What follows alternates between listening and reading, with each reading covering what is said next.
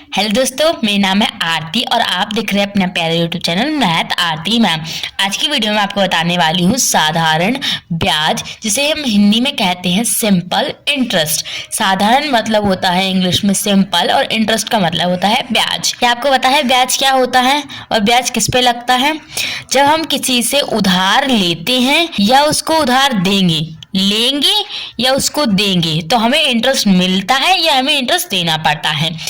और ये केस तब भी हो सकता है जब उधार आप ले या ना ले। जैसे आपने देखा होगा बैंक में जब आप कैश डिपॉजिट करवाते हैं तो आपको उस पर इंटरेस्ट मिलता है, परंतु उसमें आपने उधार लिया भी नहीं है, दिया भी नहीं है, पर आपको उस पर इंटरेस्ट क्यों मिलता है? क्योंकि वो आपके पैसे किसी और को लोन पर दे देते हैं। उनके लिए सेफ हो जाता है कि इतना कैश तो उनके पास रहेगा, इसीलिए वो आपको इंटरेस्ट दे देते हैं। तो मैं आपको बता दूं कि ब्याज क्या होता है, ब्याज और कब कब देना पड़ता है या कब कब लेना पड़ता है। क्या पता आपको उधार लेना पड़ जाए या देना पड़ जाए, जरूरी नहीं आपको लेना ही पड़ जाए। क्या पता आपके पास ज्यादा पैसे हैं, किसी को पैसे की जरूरत है तो आपको देना पड़ सकता है। तो जब आप उसको उधार देंगे तो आपको उस पर ब्याज भी तो मिलेगा ना, क्योंकि आप अपना कैश किसी को दे रहे हो तो आपको उस पर इंटरेस्ट मिलना तो जरूरी है ना। जैसे कि आप क्या करोगे, आपके पास कोई व्यक्ति आता है, वो बोलता है कि भाई मुझे 10,000 रुपए चाहिए और मैं ये कैश 3 महीने के लिए ले लूंगा आपसे, यानी कि 3 महीने के लिए मुझे 10,000 रुपए चाहिए। आप मुझे बताओ कि कितने इंटरेस्ट पे आप दोगे, कितने ब्याज पे आप दोगे। तो आपने बोला कि चल भाई ज्यादा नहीं, 10% का ब्याज मैं लगा लेता हूँ क्योंकि आप मेरे फ्रेंड हो। तो आपने 10% के हिसाब से 10,000 रुपए अपने फ्रेंड को 3 महीने के लिए दिए हैं। अब आपको ये पता तो करना पड़ेगा ना, जब आपको वो इंटरेस्ट यानी ब्याज देने आएगा तो आपको ये पता होना चाहिए कि वो इंटरेस्ट दे रहा है, सही दे रहा है, जितना मुझे मिलना चाहिए, मेरा ब्याज हक का है उतना ही मुझे मिल रहा है या नहीं मिल रहा है। ये पता करने के लिए आपको साधारण ब्याज निकालना आना चाहिए, क्योंकि अगर आपको नहीं निकालना आएगा तो वो कम भी दे सकता है और ज्यादा तो कोई देता नहीं है इस जमाने में, तो वो कम ही दे सकता है आपको, जिससे आपको नुकसान हो सकता है। तो इसी नुकसान से बचने के लिए आपको सिंपल इंटरेस्ट निकालना आना चाहिए, जो मैं आपको आज सिखाऊंगी। और मैं कोशिश करूंगी कि आपको इसी वीडियो में इंटरेस्ट ब्याज का पूरा कॉन्सेप्ट एक ही बार में क्लियर हो जाए। मैं सबसे पहले आपको एक एग्जांपल बताती हूँ, एग्जांपल की मदद से मैं आपको समझाती हूँ कि हम ब्याज यानी कि सिंपल ब्याज हम कैसे निकालते हैं। सबसे पहले हमें क्वेश्चन देखते हैं क्या करना पड़ता है। सबसे पहले हमें क्वेश्चन देखते हैं, जो चीजें हमें दी हुई है हम वो लिख लेते हैं। सबसे पहले हमें दिया हुआ है अमाउंट यानी कि 2,000 रुपए, यानी कि आपको मूलधन दिया हुआ है, इसे हम हिंदी में मूलधन कहते हैं और इंग्लिश में आप इसे प्रिंसिपल कह सकते हैं। इंटरेस्ट निकालने के लिए हम इसे प्रिंसिपल कहते हैं, स्कूल वाला प्रिंसिपल नहीं, ये प्रिंसिपल। हम पैसे को बोल रहे हैं, टोटल अमाउंट कितना आपने उधार में दिया है, लिया है, जितना भी लिया हो या दिया हो वो हम प्रिंसिपल बोलेंगे उसे, और हिंदी में उसे मूलधन बोलेंगे।